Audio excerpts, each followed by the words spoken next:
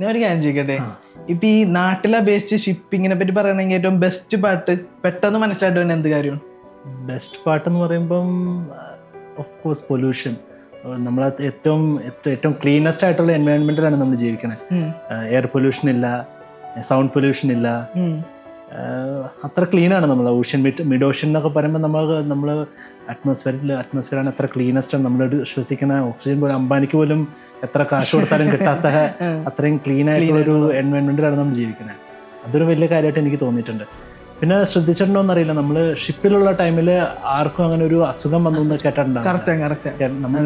ആ സമയത്ത് നമ്മളപ്പോൾ തിരിച്ച് നാട്ടിലേക്ക് വന്ന അപ്പം നമുക്ക് എന്തെങ്കിലും പിടിക്കും. കാരണം നമ്മൾ അത്ര ക്ലീൻ ആയിട്ടുള്ള എൻവയോൺമെന്റ് ജീവിച്ചിട്ട് നമ്മുടെ ബോഡി അങ്ങനെ അത്ര ആ ഒരു അഡാപ്റ്റീവ് ആവും നമ്മൾ. പിന്നെ നാട്ടിൽ വരുമ്പോൾ ഈ പൊല്യൂഷൻ ഇതൊക്കെ അടിക്കുമ്പോഴത്തേനും നമുക്ക് പെട്ടെന്ന് എന്തെങ്കിലുമൊക്കെ അസുഖം പിടിക്കും.